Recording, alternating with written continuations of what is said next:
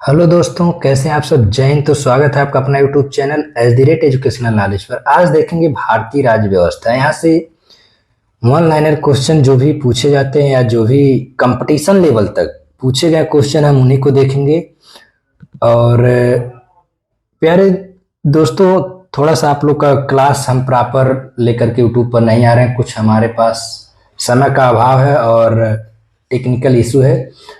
उम्मीद करते हैं आने वाले समय में ये सब कुछ हमारा सही हो जाएगा, तो हमारे क्लास निरंतर यूट्यूब पर आते रहेंगे। चलिए शुरू करते हैं आज का क्लास। आज का हमारा जो क्लास है भारतीय राज्य व्यवस्था, देखेंगे हमारे संविधान से कुछ महत्वपूर्ण रिलेटेड क्वेश्चंस हैं, उनको देख लेंगे। समवर्ती सूची के विषयों पर विधि निर्माण की शक्ति प्राप्त है। यह शक्ति किसके पास है? केंद्र व राज्य दोनों के पास है। वन एवं पर्यावरण विषय है, ये समवर्ती सूची में आती हैं। 3 सूचियां होती हैं: राज्य सूची, केंद्र सूची और समवर्ती सूची, संघ सूची और समवर्ती सूची। यानी जो संघ और राज्य दोनों में होती हैं उन्हें हम समवर्ती सूची में भी रख देते हैं। कानून व्यवस्था विषय है, यह राज्य सूची का विषय होता है। शिक्षा समाचार पत्र विषय है, संघ सूची है। पंचायत राज्य विषय है, ये किसका है? राज्य सूची का। पंचायत राज्य का सबसे छोटा अंग होता है ग्राम पंचायत। ग्राम पंचायत चुनाव की जिम्मेदारी है राज्य सरकार की। जैसे कि हमारे ग्राम पंचायतों में चुनाव होता है, तो ये राज्य सरकार की और राज्य की जिम्मेदारी होती है। पंचायत स्तर पर राज्य सरकार का प्रतिनिधित्व करता है। कौन करता है? ग्राम सेवक। भारत में नागरिकता का प्रावधान है, एकल नागरिकता का भारत में प्रावधान है। मूल संविधान में मौलिक अधिकार थे 7, अब वह 6 हो गए। वर्तमान में मौलिक अधिकार हैं 6। तो दोस्तों एक कौन सा अधिकार कम हो गया है? वह है हमारा संपत्ति का अधिकार, क्योंकि सरकार के तमाम कार्यों में, विकास में इस अधिकार की वजह से बाधाएं होती थीं, तो सरकार ने संविधान में संशोधन कर इस मूल अधिकार को हटा दिया। मौलिक अधिकारों को संशोधित करने का अधिकार है, ये किसको है? संसद को। यानी मौलिक अधिकारों के विषय में संशोधन करने का जो अधिकार है वह संसद को है। मौलिक कर्तव्यों को संविधान में किस समिति की अनुशंसा पर जोड़ा गया था? सरदार स्वर्ण सिंह समिति के अनुरूप जोड़ा गया था। मूल कर्तव्यों को शामिल किया गया है 42वां संशोधन 1976 द्वारा।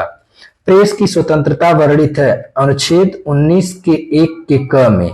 तभी देखिए प्रेस वाले चाहे जो व्यक्ति हो उनके तक पहुंच जाते हैं और उनके प्रति जो भी उनके मन में आशंकाएं होती हैं या क्रियाकलाप होता है वह बेझिझक पूछते हैं, क्योंकि वो उनको अनुच्छेद 19(1) के तहत यह अधिकार संविधान से मिला है। अल्पसंख्यक वर्गों के हितों का संरक्षण दिया गया है अनुच्छेद 29 में।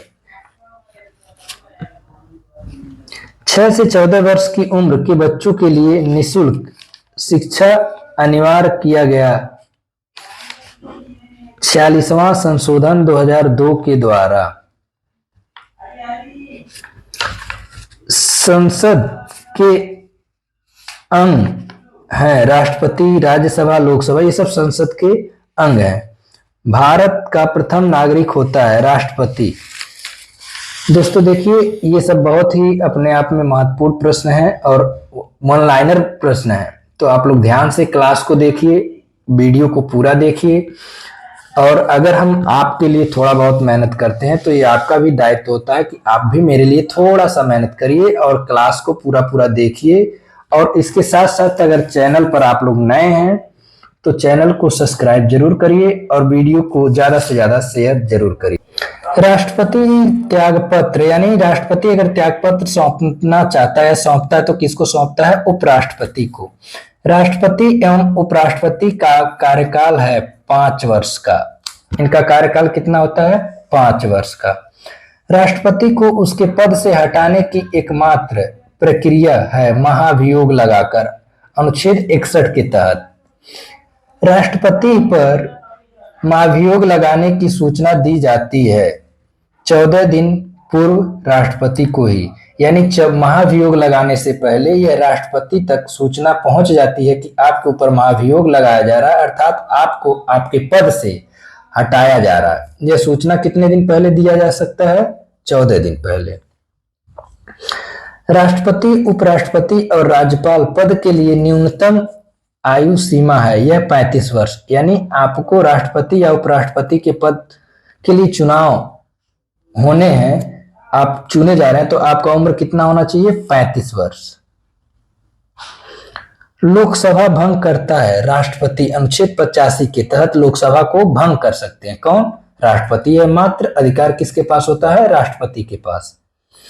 मृत्युदंड क्षमा करने का अधिकार है, यह भी राष्ट्रपति के पास होता है अनुच्छेद 72 के तहत। यानी किसी व्यक्ति को किसी कारण फांसी दिया जा रहा है तो वह फांसी रोक सकता है कौन? राष्ट्रपति। किसी भी राज्य में राष्ट्रपति शासन अनुच्छेद 356 के तहत की घोषणा करता है राष्ट्रपति। यानी जब उस राज्य का और देश का कानून भंग होता है तो फिर राष्ट्रपति शासन लगाया जाता है और वह अपने हिसाब से संचालन किया जाता है। राष्ट्रपति को पद की शपथ दिलाता है कौन? भारत के मुख्य न्यायाधीश, अर्थात सर्वोच्च न्यायालय, सुप्रीम कोर्ट के ये न्यायाधीश होते हैं। यह उनको उनके पद पर ग्रहण होने के लिए शपथ दिलाते हैं।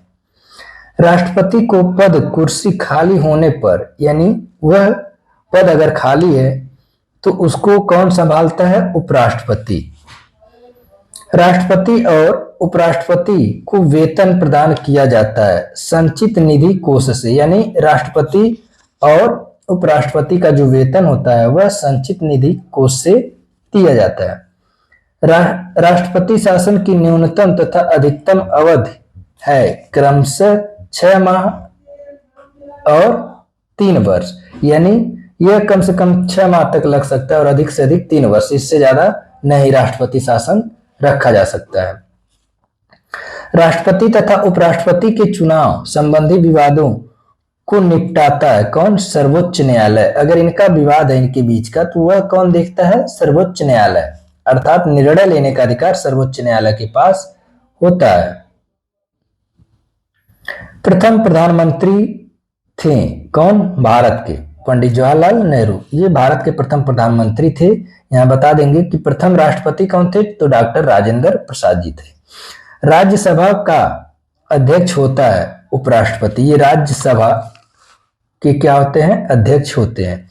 राज्यसभा का गठन हुआ था 3 अप्रैल 1952 में। लोकसभा का गठन हुआ था 6 मई 1952 को। संसद का निम्न सदन है कौन है? लोकसभा। और उच्च सदन कौन है? राज्यसभा। राज्यसभा के सदस्यों का कार्यकाल है 6 वर्ष का। यानी लोकसभा का जो यहाँ देखेंगे, लोकसभा के जो सदस्य होते हैं उनका कार्यकाल 5 वर्ष का होता है और वहीं बात करें राज्यसभा के सदस्यों का कार्यकाल तो वह 6 वर्ष होता है। थोड़ा सा और यहाँ जानकारी लेंगे। देखिए, लोकसभा का सदस्य होने के लिए आपका आयु जो होता है वो 25 वर्ष होना चाहिए। वहीं अगर बात करें राज्यसभा का सदस्य होने के लिए तो वह आपका आयु 30 वर्ष पूरे होने चाहिए। तो दोस्तों, ये थे आज के हमारे कुछ प्रश्न। तो हम बता दें आप लोगों को कि देखिए, जो भी प्रश्न लेकर के आते हैं काफी मेहनत से लेकर के आते हैं और आपको प्रश्न देखने पर ही पता चल जाता होगा कि यह किस लेवल का है। अगर आप स्कूल में पढ़ रहे हैं तो भी आपके लिए बहुत फायदेमंद है और अगर आगे किसी कंपटीशन की तैयारी करेंगे तो भी ये क्वेश्चन कहीं ना कहीं आपके लिए उस दृष्टि से बहुत लाभकारी होगा। बाकी हमारा जो कक्षा 10 का सामाजिक विज्ञान का क्लास है वह प्रॉपर चलता रहेगा और बीच बीच में हम ऐसे जीके जीएस दोनों टाइप के क्वेश्चंस लेकर के आते रहेंगे। तो क्लास में बने रहने के लिए आप लोग को धन्यवाद। आगे आप लोग हमारे क्लास को ज्यादा से ज्यादा शेयर करिए और बहुत अच्छे से व्यूज करिए। देख रहे हैं व्यूज नहीं जा रहा है और आप लोग के लाइक कमेंट्स भी नहीं आ रहे हैं। तो फ्रेंड्स, अगर हम आपके लिए मेहनत कर रहे हैं तो आप लोग भी थोड़ा सा समय निकाल करके मेहनत करिए, और ये आप ही के लिए मेहनत किया जा रहा है। धन्यवाद।